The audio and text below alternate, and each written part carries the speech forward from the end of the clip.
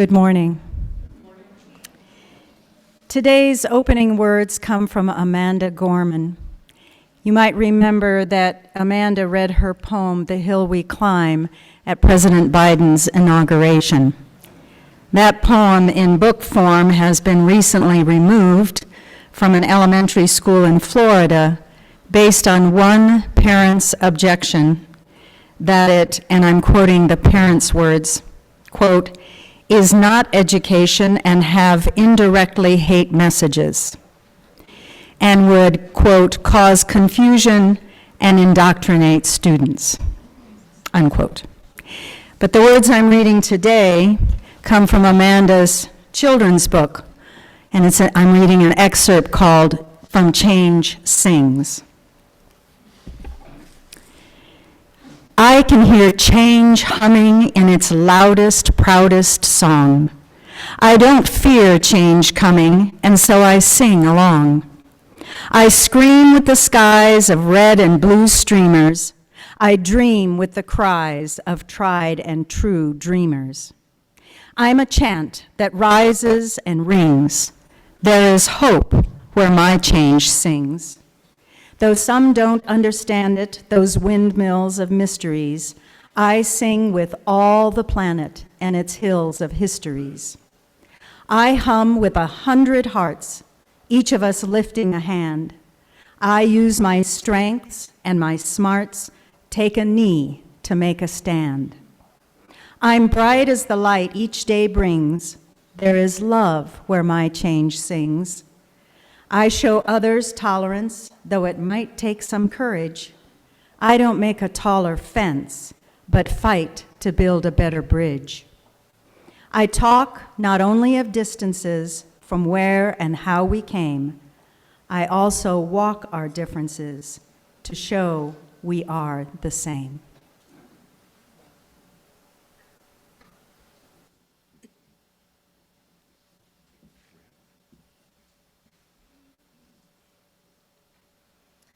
So this is not technically a congregational song, but most of you know most of the words, and even if you don't know the words, you're gonna know the words.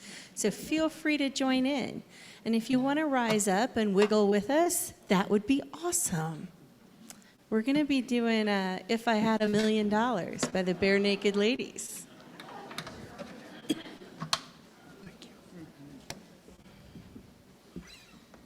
And so if you don't know the words, a lot of them are, if I had $1 million.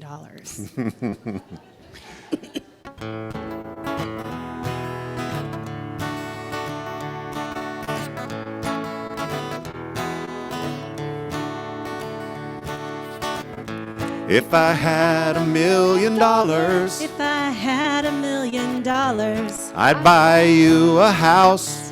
I would buy you a house. If I had $1 million, If I had $1 million, I'd buy you furniture for your house. Maybe a nice Chesterfield or an ottoman. If I had $1 million, If I had $1 million, I'd buy you a K car. a nice Reliant automobile. If I had $1 million, I'd buy your love.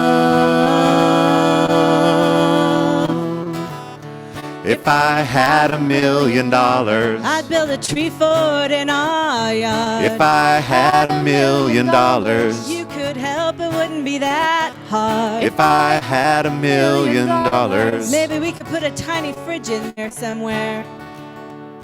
And do what?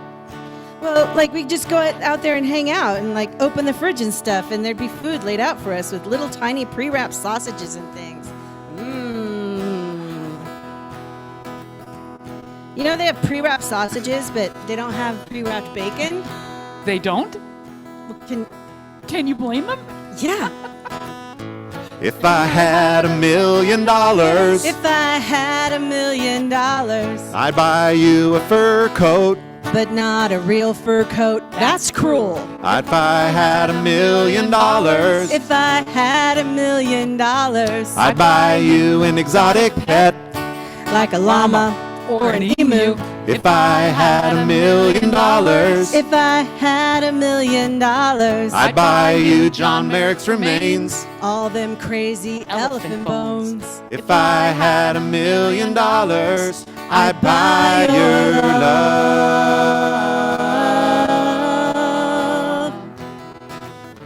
If I had $1 million, We wouldn't have to walk to the store.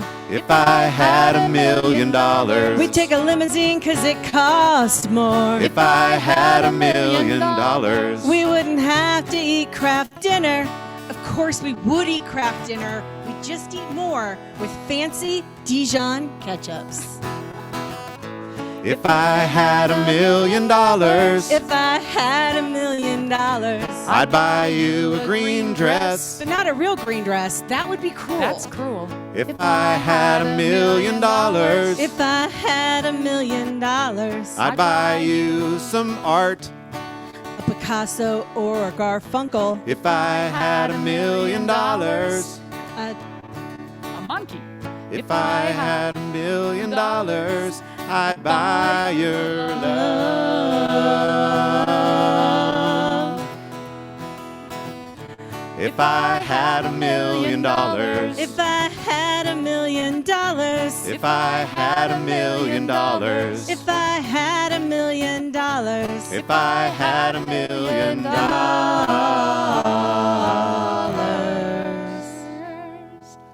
I'd be rich.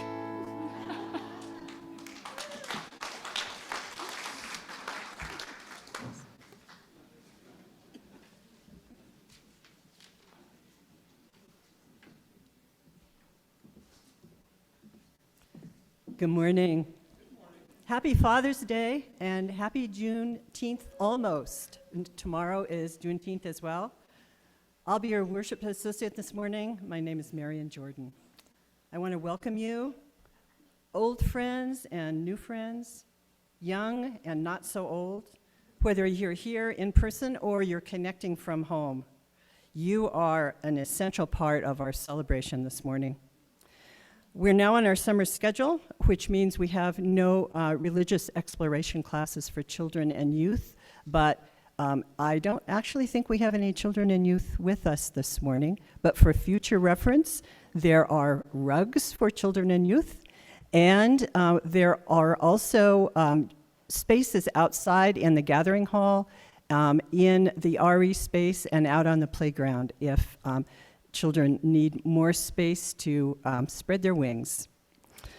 So this morning,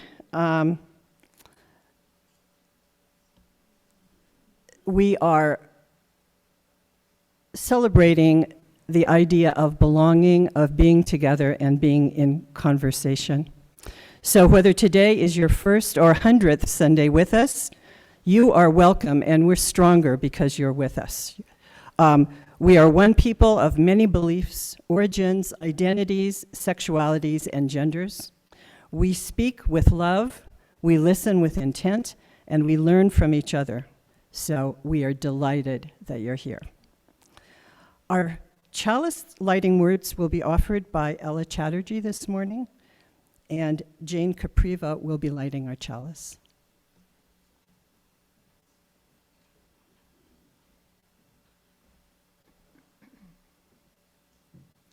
Behold the symbol of our faith, fed by differing beliefs, merging together to become one fine flame burning brightly in beloved community.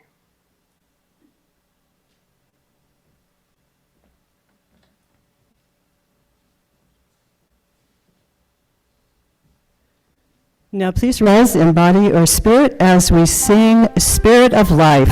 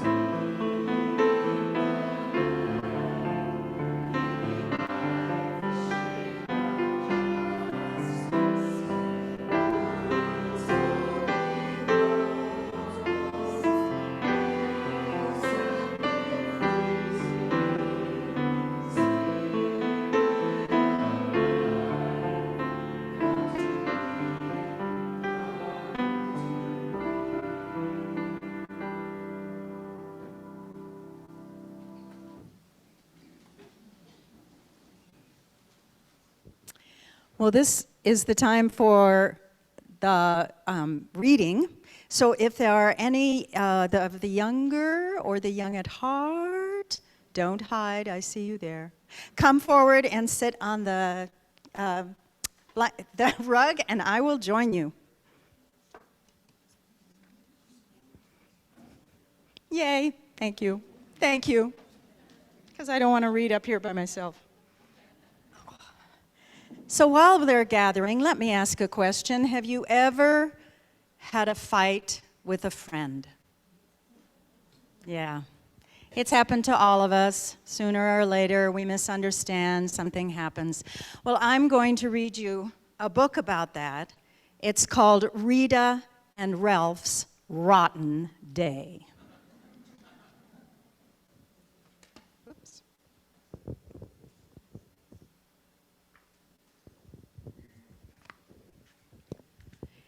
In two little houses on two little hills lived two best friends.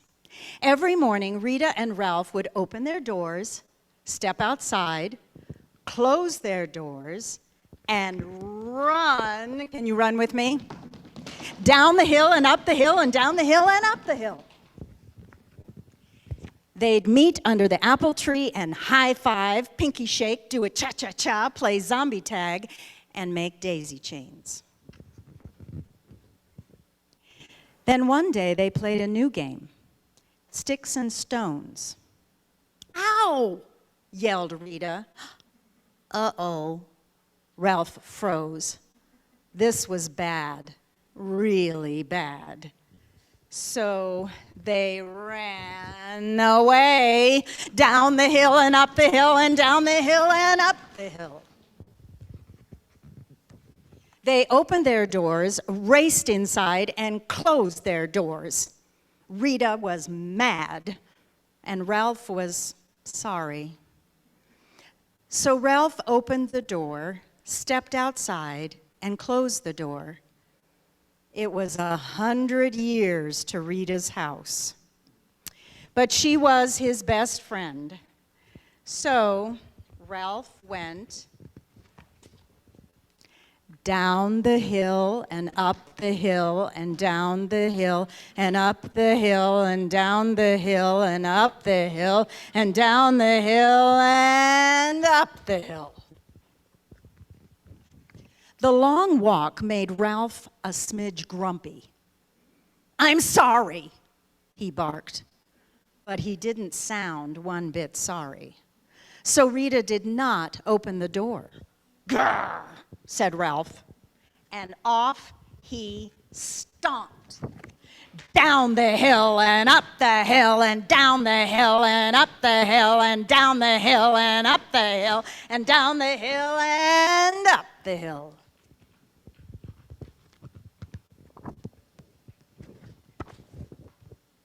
It's interesting to do this with a microphone.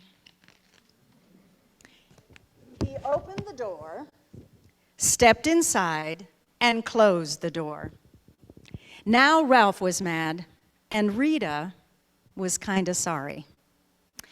So she opened the door, stepped outside, closed the door, and ran down the hill and up the hill and down the hill and up the hill and down the hill and up the hill and down the hill and up the hill. As she ran, she thought about Ralph and that rock. Just thinking about it made her mad all over again. "I want my pine cone back," she said. Ralph opened the door and threw it and closed the door. And Rita tromped down the hill and up the hill and down the hill and up the hill and down the hill and up the hill and down the hill and up the hill. She opened her door, marched inside, and slammed the door. Now Rita was mad, and Ralph was mad, and Rita was sad, and Ralph was sad. And in two little houses on two little hills, no one slept a wink. It had been a rotten day. Just when it seemed nothing would be right again, it was a new day. Rita and Ralph opened their doors, stepped outside, closed their doors, and went down the hill and up the hill and down the hill and up the hill. "I'm sorry," said Rita. "I'm sorrier," said Ralph, and they meant it. They did a high five and a pinky shake and a cha-cha-cha and played zombie tag and made daisy chains. Because best friends always find a way to meet in the middle. And that's the story, Rita and Ralph's Rotten Day by Carmen Agradidi. Thank you so much. And now if you will join me in saying the Children's Covenant. In this place I am kind. In this place I am loving. In this place I am a friend to the earth and all animals and people. In this place I am loved. You can return to your families. Thank you for joining me.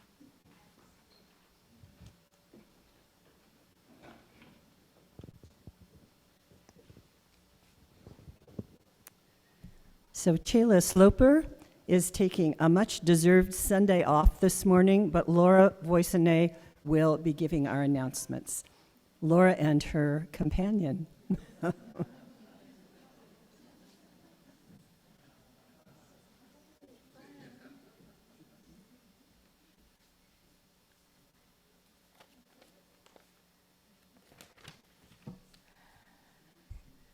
Good morning, everyone. And a warm welcome to everyone on Zoom. If this is your first time on Zoom, let us know you're here, and there's a virtual visitor form in the chat. And for everyone else here on the floor, if you're new, there's information after service at the Connections Corner in the Gathering Hall. And as we heard when we started this service, I'm going to add to that reminder that today is the second day of Central Oregon's Juneteenth celebration at Drake Park. And we have a UUFCO table. So if you're down there, go ahead and stop by. Say hello. Tomorrow night at 7 o'clock in Linus Pauling, Men's Fellowship has their monthly meeting.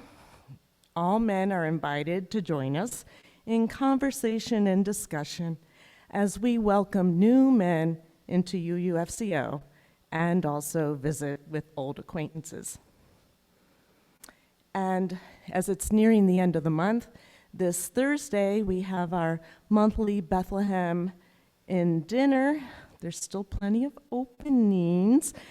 Summertime is sometimes tricky to fill all those slots with everyone traveling and on vacation. So please check the link in the ACE and sign up for milk, cupcakes, mashed potatoes, which are a blast to make, or vegetables. Next Saturday, June 24th, we have a news flash. Pride has been relocated to COCC, and thanks to Randy King and Dick Balsa, UUSCO will still have a booth at Pride. There's a sign up at the kiosk for 2-hour shifts, so please take a look. And also remember that the Eugene Gay Men's Choir will be here at UUFCO again at 7:30 for a concert. And if you didn't hear them last year, please come this year. They're amazing. We have a lot going on. Next Sunday, we have our summer potluck. If you saw it in the A's, or even if you don't sign up, you can still bring food to share. We'd love to have your presence and conversation and camaraderie. And one tiny last reminder for today. As you're strolling between the back doors and your car, if you kind of feel compelled, you are more than welcome to pull cheatgrass. Even make an outing of it with your friends. There's bags by the door to collect those nasty little things. And as we always say, help defeat the cheat. Blessings on everyone's day.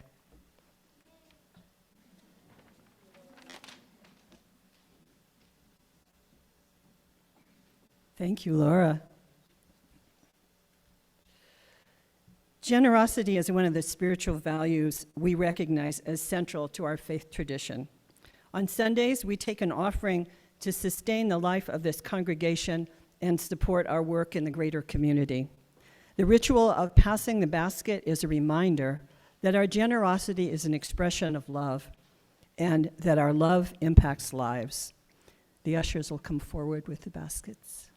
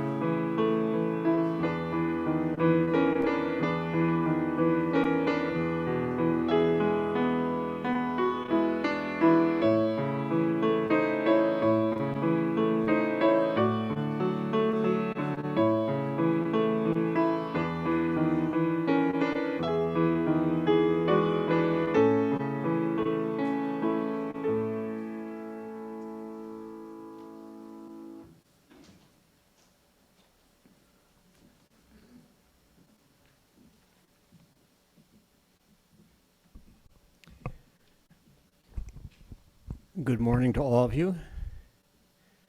My name is Ben Morgan, and I'm a member of the pastoral care team. Information about our team and how to reach us is back in the kiosk, or you can call the church office and they'll provide you with names of people on the care team.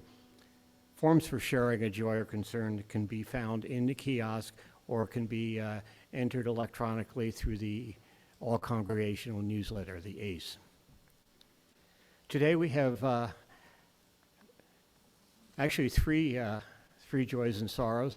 The first one I would like to address is all the fathers, grandfathers, surrogate fathers, godfathers, and teachers who often act as teachers. Thank you for being who you are. Our first joy is Elizabeth Eland, who is producing the first 2 comedy shows at Silver Moon, Friday at 6 p.m. and 7 p.m. at the shows. The date of this is June 23rd and 21st. And this is called Aging with Grace, so it's for senior comics. I think all of us who are reached a certain age can probably really enjoy this and maybe contact her and come up with some lines on our own. The second is a sorrow from Barbara Sheila, who shares, "Today's flowers from my gardener in honor of my dear father, Charlie Herdler. He was an incredible man, dedicated to his loving wife and 6 strapping, adventurous children. Normally in June, we would be preparing for the family canoe trip to the Boundary Waters in northern Minnesota, or gather for a day at the lake. We lost him too young, but we were blessed to have such a wonderful father. He lives in our hearts. For those of you who wish to share a joy or concern silently, please light a candle along either side of the sanctuary." And once again, happy Father's Day to all the dads out there.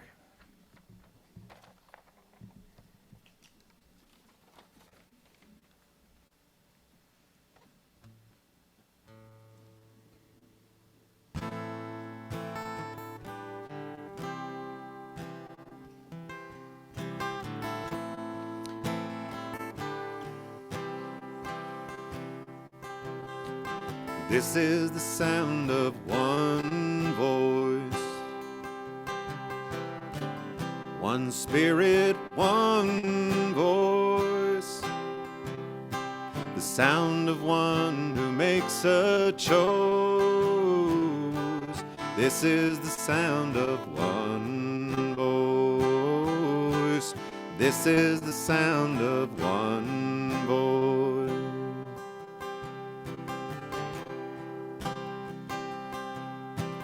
This is the sound of voices too.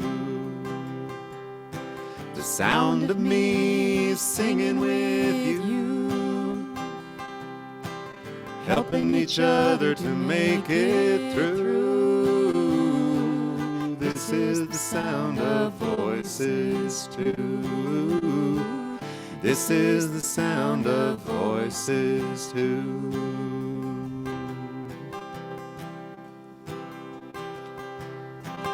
This is the sound of voices three, singing together in harmony,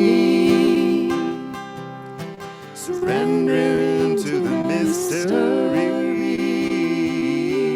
This is the sound of voices three. This is the sound of voices three.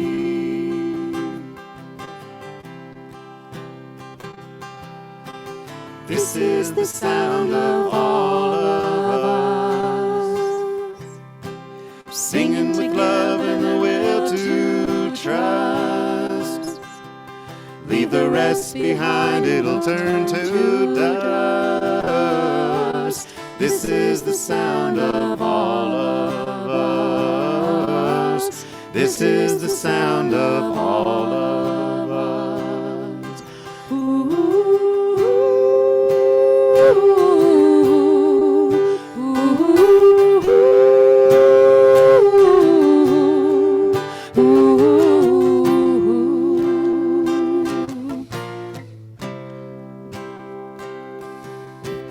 This is the sound of one voice, one people, one voice, a song for every one of us. This is the sound of one voice. This is the sound of one voice.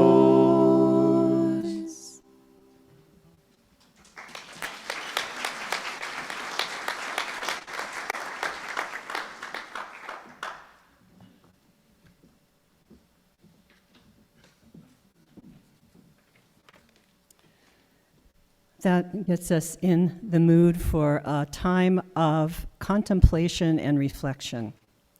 So I encourage you to get comfortable in your chair and let your body rest a bit, and maybe take a deep breath.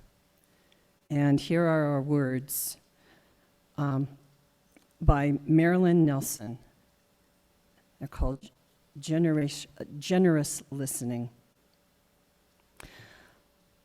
A conversation can be a contest or a game of catch with invisible balloons. They are bouncing between us, growing and shrinking, sometimes floating like cloud medicine balls, and sometimes bowling at us like round anvils. You toss a phrase, and understanding blooms like an anemone of colored light. My mind fireworks with unasked questions. Who is this miracle speaking to me? And who is this miracle listening? What amazingness are we creating out of gray matter a star spark of thought leaps between synapses into air and pours through gray matter into my heart. How can I not listen generously?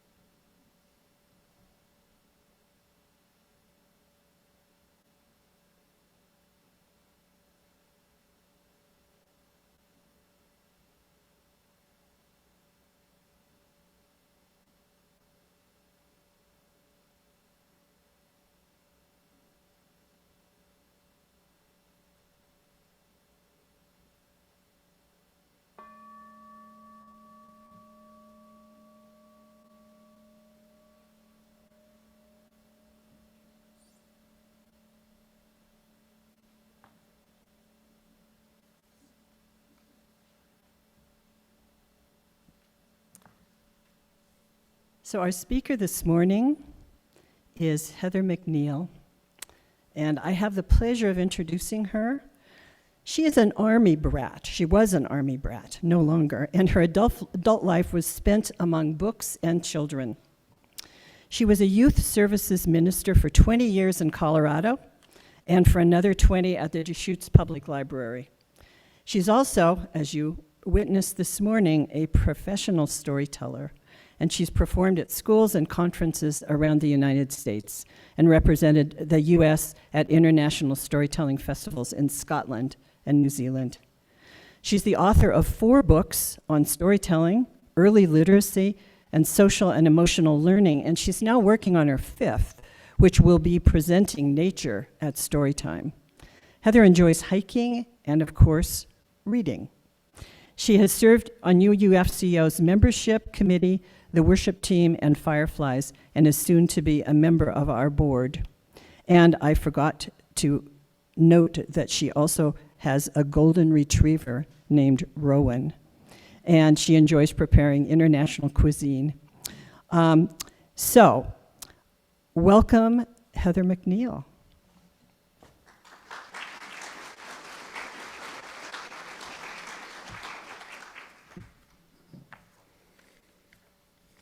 Before I begin, I just want to thank all the people that helped with this day's service. There's a lot of moving parts to put together a service, so thank you all that came along and did your part. I appreciate it. And I also want to thank all of you for being here on this special Father's Day. I wear my father's Black Hills gold ring, and I miss him every day. He was delightful. Since our theme this month is delight, I'll begin by asking, isn't it delightful when 2 friends have a conversation and agree on everything? Yeah. As opposed maybe to a family gathering, a large family around a large table when there are many different opinions and perhaps some disagreements. Difficult, but manageable. And then there are the large disagreements between groups that have tremendous consequences. Sometimes they achieve agreement, but sometimes there is anger, name-calling, blame, walkout, injury, or even death. For the next 30 seconds, I would like for you to turn to your neighbor, your partner, your friend, and think about any recent events, national, international, or local, that exemplified a strong division and disagreement toward achieving solution or agreement. And some of them did eventually perhaps achieve agreement. So 30 seconds, ready, set, go. And while they're doing that, could you bring up the first slide?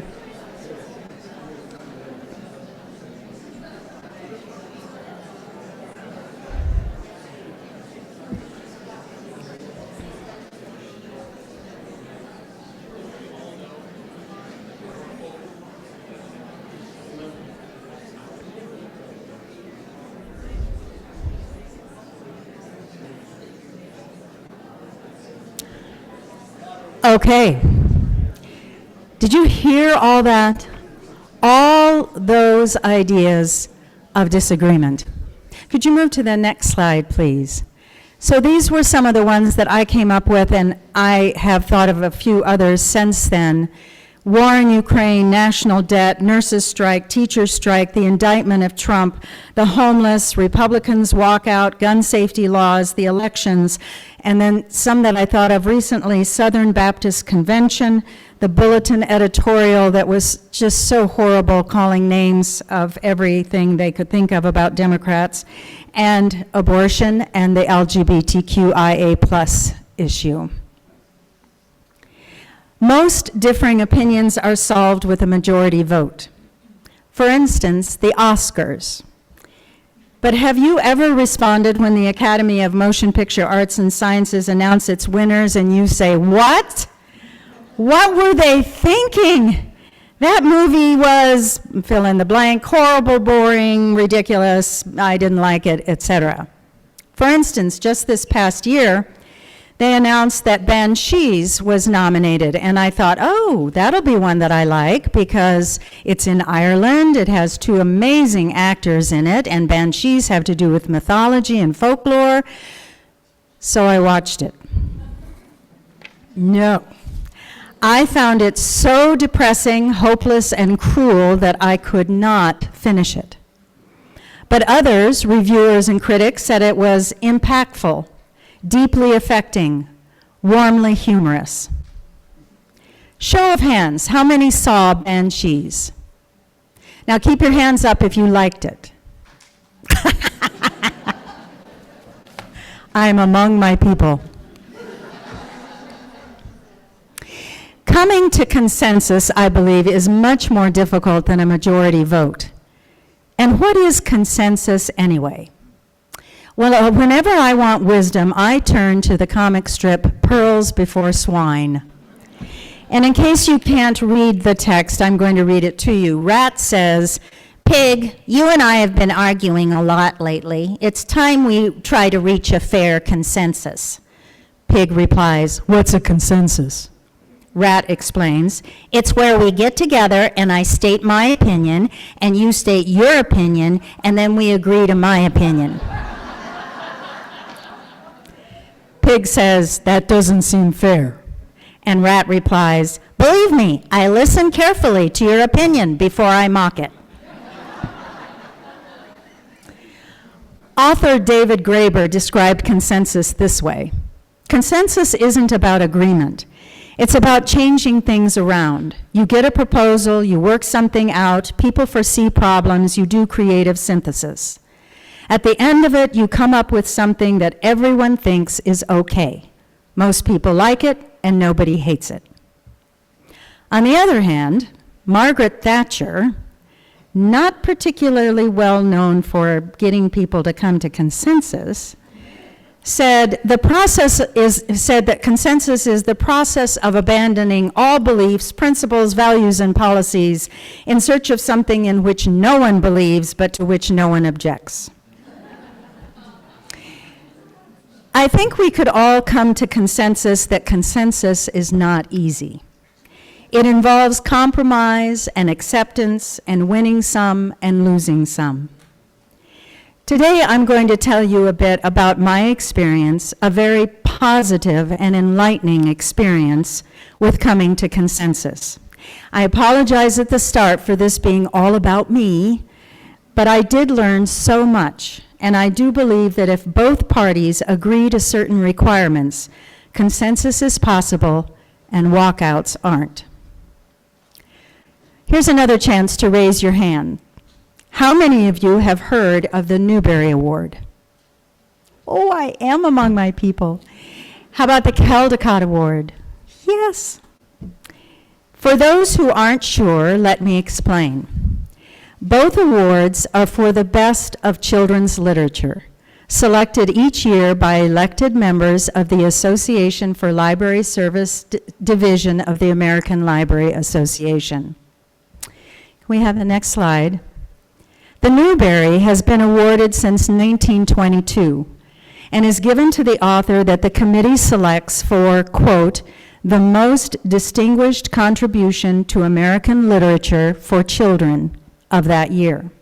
And these are a few of the past winners. You might recognize some of them. I hope you've read some of them. Can we have the next slide?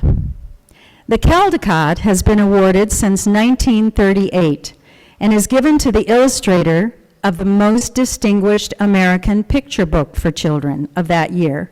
And here you see some of the past winners and hopefully favorites of yours. In 2003, I was asked if I would agree to be nominated for the Newbery Committee. It is a huge honor, excuse me, a huge honor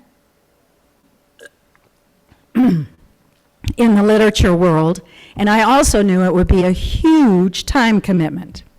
Being the single parent of a 5-year-old at the time, plus working full-time as a manager at the library, I hemmed and hawed, and then the person on the other side of the phone said, "Heather, it's the Newbery." I accepted, and I was elected to the 2005 Newbery Committee. In 2016, I was asked if I would agree to be nominated for the Caldecott Committee. This time, there was absolutely no hesitation on my part. I was elected, and I served on the 2018 Caldecott Committee. For the next year, all 15 committee members received books from publishers, authors, librarians, and anyone who wanted to submit. My office was stacked with boxes of books, and I had to purchase extra bookshelves for my house. Every book received had to be reviewed. There are general criteria for what books, authors, and illustrators can actually be considered for the medal, and I won't go into all of that since what I'm talking about is how 15 very well-read, very opinionated, very dedicated librarians, teachers, booksellers, and professors can come to consensus and choose the one book to receive the medal. So here's yet another chance to raise your hand. Have you ever been a member of a book club? See, my people. Assuming your club had 6 to 10, maybe 12 members, can you think of any time that all of you agreed on every aspect of the book that you had been reading? No, of course not. That's what makes book clubs so interesting. One person thinks the book was magnificent, another thought it was dull. One thinks the writing was fabulous, another thinks it was pedestrian. One couldn't put the book down, another couldn't finish it. During my year on the Newbery, which is for the best written book, I read 750 books. Novels, biographies, nonfiction, poetry, and folklore. My brother said, "That's impossible. That is impossible. You can't do that," but I did. I can't tell you what titles were considered, but I can tell you I read way more books about the Revolutionary War than I would ever do in a normal year. I read information books on topics that were of no interest to me, and I read historical fiction that required extensive background research. I read many biographies, and I'm not much of a biography fan. I read free verse poetry and rhyming poetry. I read novels about friendship, school situations, dysfunctional families, prejudice, peer pressure, and death. I read ones that made me laugh, ones that touched my heart, and ones that were downright boring. I read while eating, I didn't watch TV, I read late into the night, I took vacation time from work to read. I read books as long as 500 pages and as short as 32 pages. During my year on the Caldecott, I reviewed 1,200 books. Now granted, they were short since they were picture books, and this was the award for illustration. But that meant looking at the art. Do people have differing opinions on art? So looking again at the slide that is still up there of Caldecott winners from past years, it gives you an idea of the variety that is possible. There are books with illustrations that have lavish art and ones that are sparse and minimal. There are books that are black and white or full color. There might be abstract art or realistic art or impressionist art. There are wordless books that rely solely on the illustrations and long chapter books in which the illustrations enhance the story. There is digital art, pen and ink, watercolor, charcoal, collage, and fabric art. There are interactive books with pages to unfold and peep through, and books that are cartoonish and others that are heartbreaking. The 15 committee members had to put aside their personal taste in art and consider which one is the most distinguished of the year. It is a challenge. For 9 months, we reviewed every book, took extensive notes, shared titles with children to observe the appeal, and then reread those that seemed to rise to the top. We read many blogs and reviews to see what was in the buzz. And then we came together in January for the American Library Association Conference for the discussion and decision. We were in a locked hotel room for 2 days. Believe me, emotions were high. Can we have the next picture? This is a picture of the 2018 Caldecott Committee taking a break, minus me because I was taking the picture. During the discussion, we were given 3 mandatory requirements which made all the difference. Next slide, please. The first is to listen.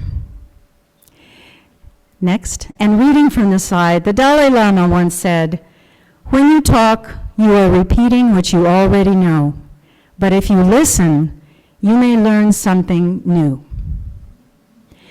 Throughout the year, we had been nominating the best of the best to narrow down that huge list of 750 or 1,200 that would be considered and discussed at the conference. Each book from that list was introduced by a committee member, and then each committee member responded to the book with comments favorable and critical, always starting with the favorable. I really like this, I didn't think this worked so well, etc. There were no interruptions, no responses, no challenges. After everyone around the table had spoken, then there was open discussion. But again, no interruptions were allowed, no personal or derogatory remarks, no tantrums, and no walkouts. The second thing that we were told to remember was to keep open minds and open hearts. Everyone came to that meeting with their favorites. Everyone had titles they considered worthy of the medal and not so worthy. But it was absolutely essential that each of us was willing to keep an open mind and hear what others were saying. We could not put a line in the sand. It was also essential that we could agree to give up our favorite and embrace another one. My favorite for the Newbery did not win. It was declared an honor book, which is like a runner-up. But I survived the loss, and I support the choice, which is the one called Kira Kira by Cynthia Kadahata, a beautiful story about a Japanese family dealing with the grief when their daughter dies of leukemia. The year that I was on the Caldecott, my favorite did win. And that is the title, Wolf in the Snow, a delightful story, wordless story, about a brave girl who is lost in the wilderness, rescues a wolf pup, and then is rescued by the wolf family. Next slide. This is the third requirement, RESPECT. Next picture. Actually, that's the wrong picture. I had sent an updated slide because I realized, oh my gosh, that isn't who sang that song. Who was it? Aretha Franklin. Yes, I'm sorry. I'm just, in a Tina Turner vibe lately. But yeah, it's Aretha Franklin. This, I think, respect is the most important requirement for discussion. Each member around that table deserved every member's respect based on all the hours and weeks and months of work that brought us to the final choice. And it wasn't just reading. It was also taking copious notes, It was also research. Are the historical facts correct? Are there really mountains in Michigan, or did the author just make that up? Are the words condescending? Do the illustrations have appeal for children? Is the artwork copied from another artist? Is the colloquial conversation genuine or stereotyped? When you respect the speaker and honor their experience and perspective, it allows you to achieve that open mind and heart and to possibly acquire a new perspective and a wiser understanding of the topic of discussion. After all the discussion was done on all the books, which takes hours and hours, often goes late into the night and early the next morning, then there is a vote. But it is not a majority vote. By now, the huge list has been narrowed to a moderate list and then become a brief list of the best of the best of the best. We each voted for 3 titles in order of first, second, and third place. The final winner had to receive at least 8 first place votes, and it had to be at least 8 votes ahead of any other book. In other words, it was far and away the lead and the winner. If no title achieved that, and my suspicion is it rarely does, then the discussion begins again, all over, going through each and every book, all the pros, all the cons, all the positives, all the negatives, each person making their comments. Then there's another vote, and if there's no consensus yet, there's more discussion, and so on until finally there is consensus. And then we cheered and hugged and maybe wept and definitely couldn't sleep. The next morning, very early, we called the winner, and that was glorious, because they were always deeply moved, greatly appreciative, and their lives were forever changed. Then there was an open assembly when the winners of many awards were announced to the world, ending with the Caldecott and the Newbery, the grandparents of them all. Am I proud of my time on those committees? You bet. But more importantly, I learned so much about how to talk and learn from others when you disagree. It doesn't always work, of course, because it means both parties must agree to the requirements. Listen, keep an open mind and heart, and have respect for the other participant.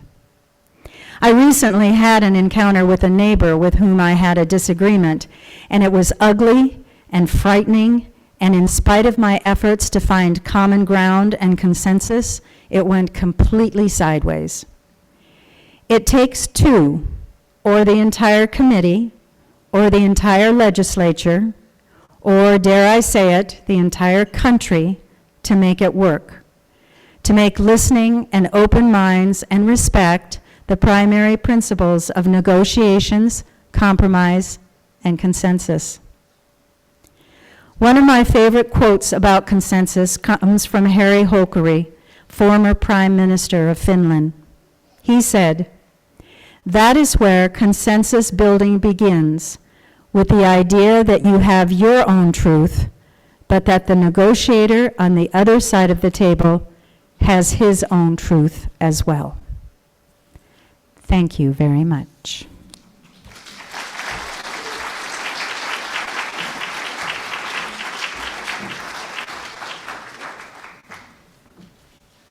Now please rise in body or spirit as Tom leads us in singing The Fire of Commitment. As if we weren't already fired up with Heather's wonderful words, we're going to do all 3 verses. There are a lot of words in this piece. Let me hear you all sing, everyone clearly.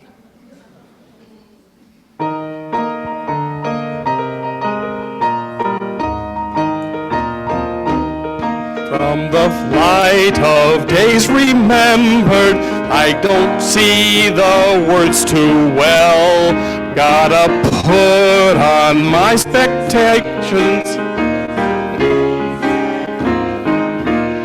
When the fire of commitment sets our minds and souls ablaze, when our hunger and our passion to recall us on our way, when we live with deep assurance that their best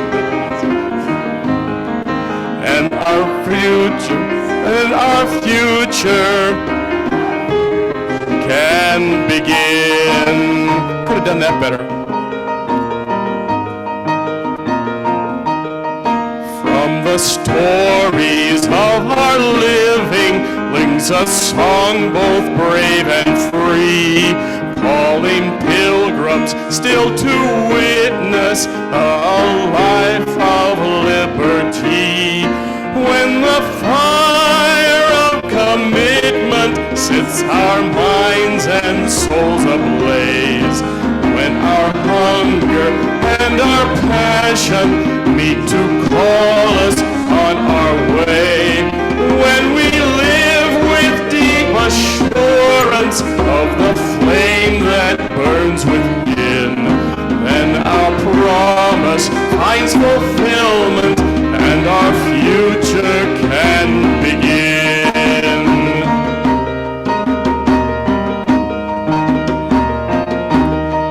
From the dreams of youthful vision comes a new prophetic voice, which demands a deeper justice built by our courageous choice.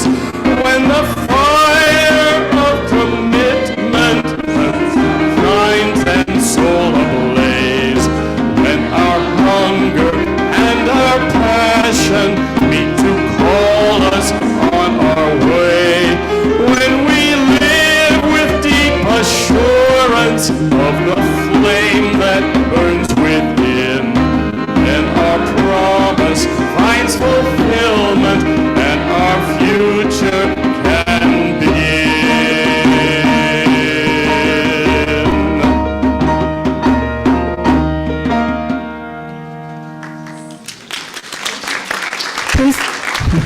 Please remain standing as we say our covenant together. Love is the spirit of this fellowship, and service is its law. This is our covenant, to dwell together in peace, to seek the truth in love, and to help one another.